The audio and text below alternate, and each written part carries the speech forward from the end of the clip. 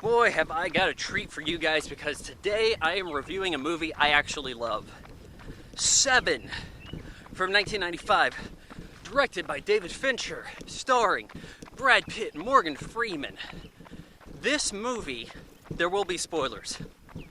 Let me just say, this movie makes The Silence of the Lambs look like it was made by Larry the Cable Guy. Okay, this is so much better. 4 years later, light years ahead, looks like a brand new movie made today. If not, actually it looks better, because today's movies look like shite. And smarter too. This is the top of the cop thriller list, period. Now let's get into spoilers here. I don't really like the way the movie starts out. There's a random crime that Morgan Freeman has to investigate. Did I say Samuel Jackson earlier? He has to investigate crime of passion. Look at all the passion spill on the walls. He's got 7 days till retirement. Let me get back to that later. He has a new guy coming in. He's going to serve as his partner for the next couple days. Just kind of shadowing. It's Brad Pitt. He's from a small town. Says he's not ready for this case they're about to get on, where this obese guy seems to have eaten himself to death. And they're like, well, is he dead? He's face down in some porridge. Pretty dead. Take a look at him. They look around the scene eventually. Find gluttony written on the surface behind her fridge. Morgan Freeman starts to realize that this isn't going to be alone. This guy's going after the 7 deadly sins. He's replicating them. He's going to try to have a murder from the 7 deadly sins, and that's his grand scheme. They don't know much about this guy. He's going by the name John Doe. And so you have the 7 deadly sins, but 7 days retirement. Which is it that the movie actually takes its name from? Because everybody will say the 7 deadly sins. The retirement thing comes up first. The one thing I didn't like really is that first murder, the double homicide thing. That didn't relate to the story. I don't think it did. I think that should have been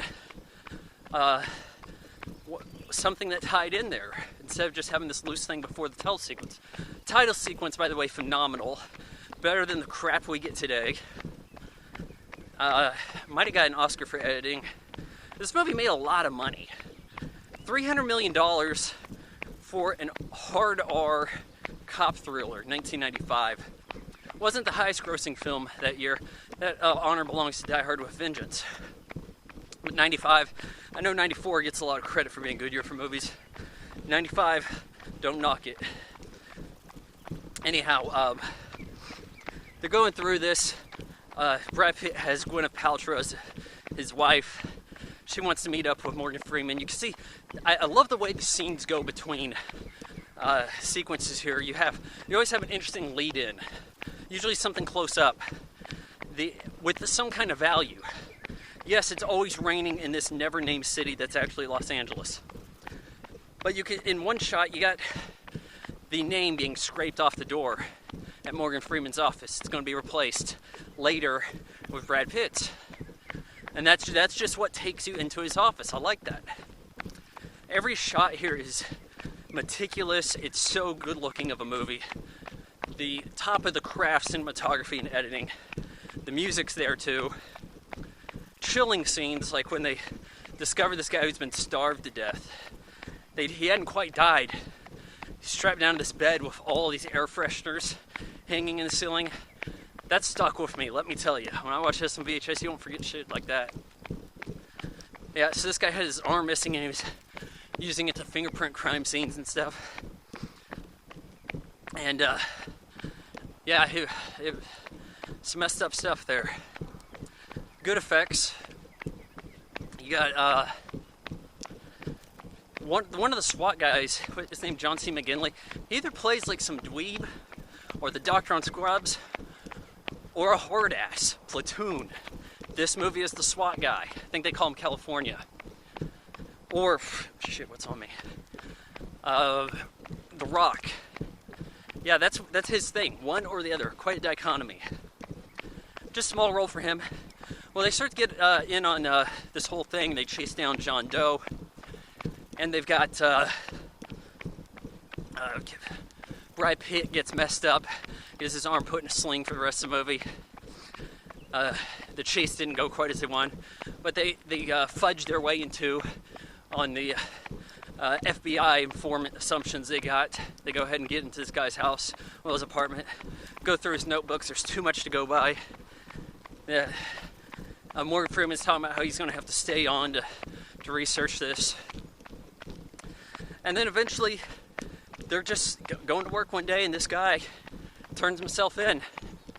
John Doe just comes in, hands up, "Hey, officer, I believe you're looking for me." And he's going to have his plea bargain. He's going to confess to all the murders and get the life sentence and all this, save taxpayers some dough or something, whatever.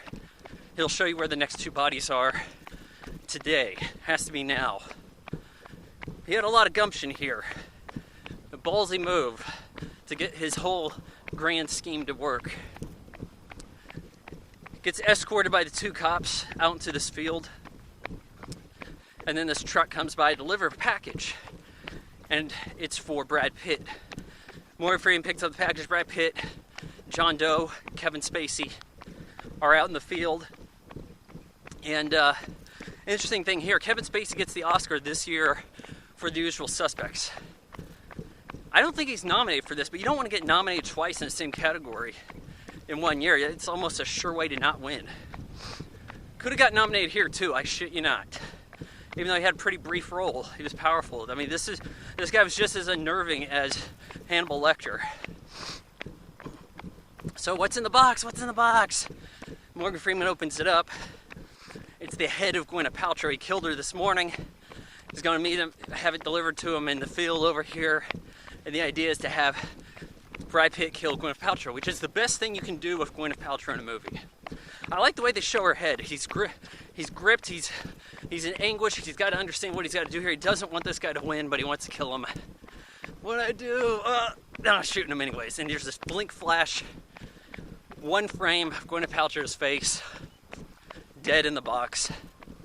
I'm sure you can look that up on Google. It's easier than trying to freeze frame it on Netflix. And I heard somebody hiccup. It's kind of weird. Shoots him, and now John Doe has won. He was the 7th victim from the lust and what was it? I don't know what the 7 deadly sins are, because I'm not an asshole. I don't need to know. Yep. You got Brad Pitt getting carted off at the end. Morgan Freeman says, "Get him whatever he needs." "Oh, where are you going to be, Morgan Freeman?" "Around. I'll be around." And he gives this quote at the end saying, "The world is a wonderful place and we're fighting for it. I believe in the latter part." Yeah, really good movie. You guys probably already know this. We get 7 from 1995, 4 out of 4 stars.